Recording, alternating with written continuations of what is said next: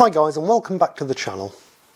Today's review is of the 1961 classic The Guns of Navarone on 4K Blu-ray. Let's take a look at the tech specs. It was shot on 35mm using the CinemaScope process. It's got a 4K DI, the aspect ratio is 235:1, it's a 100GB disc, the runtime is 156 minutes and it's rated PG. After the original poor preservation of the movie and the film almost being lost completely, they have done a remarkable job of restoring it, and the fact that this has come to the 4K format is something to be appreciated from the start. This is sourced from a 4K scan of the original camera negative, with further work done for this 60th anniversary release. Some scenes show good clarity and vibrancy, while other scenes look a bit rough around the edges and show their age.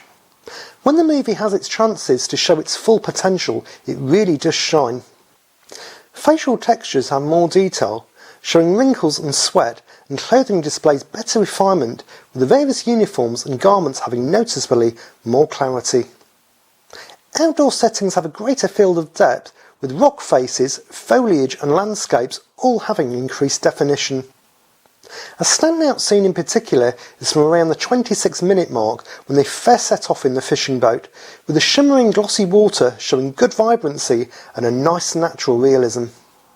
As the film was shot on 35mm, the image does carry a layer of grain throughout, which now has better consistency and is slightly heavier on the 2160p. The application of HDR10 and the wider colour gamut yet again brings the film back to life and offers a solid improvement over the washed out and dull looking Blu-ray. Skin tones have a more natural look, and the greens of the vegetation are more accurately represented, and the sky has some nice rich blue shades. Black levels are consistently strong, with the image displaying decent enough shadow detail and contrast, which the interior and daytime scenes benefit from. Whites are crisp and bold, and the cafe scene is a good example of this, with some nice white tones, in comparison to the old Blu-ray where they had a slight yellow tinge in some scenes. It's not all sunshine and rainbows though, as some shots do show their age and look a bit rough. One small scene that is an example of this is in Chapter 7, when Gregory Peck and David Niven are standing under the trees talking. This could be down to print damage and how the source material has been treated over the years. The filmic look of the movie can also contribute to softness in some scenes, a byproduct of being shot on 35mm. There are also a few frames of softness between scene transitions, but this has always been the case on previous releases. Moving on to the audio quality. The presentation comes with a DTS HD 5.1 mix from the 2011 Blu-ray, a new DTS HD 4.0 stereo track, which is a recreation of the original mix, and also a new Dolby Atmos mix. For this review I used the Dolby Atmos track, and wow was I surprised. From the very beginning of the movie, the Atmos track packs a punch.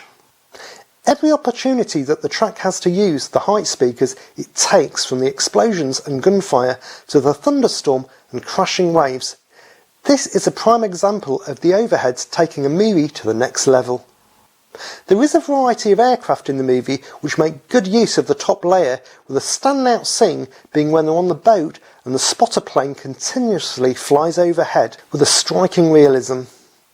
Surround channels are used effectively, whether it's ricocheting bullets and falling debris in the action scenes, or background chatter and clinking glasses in the quieter scenes. The bass will certainly give your subwoofer a workout, with explosions having the ability to make your floorboards rattle. Vehicles have a powerful presence in the mix and deliver some heavy bass. The only slight gripe is that the troop carriers are a little too bassy and tend to sound like tanks. The classic and legendary musical score by Dmitri Tiomkin is fully embodied and fills the soundstage with great clarity. For the most part, dialogue comes through with pin-sharp accuracy, but I did notice some dubbed-in lines, especially at the end of the movie, which sounded quite hollow, and I think the Atmos track emphasised it more. To summarise, I'll give the picture an 8.3. For a 60-year-old movie, it is in remarkable shape, thanks to Sony's restoration and preservation efforts, which have done the film justice. I don't think fans of the movie should be disappointed with this release, as it's a good improvement over the old Blu-ray. And I'll give the audio a 9.6. The Dolby Atmos soundtrack brings new life to this movie and really enhances the drama and excitement of the film, making for a fantastic viewing experience. These are my thoughts on the Guns of Navarone on 4K Blu-ray. Will you be picking up this release?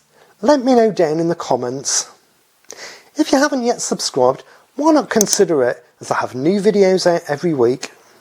Thanks for watching guys, enjoy your movies. Bye!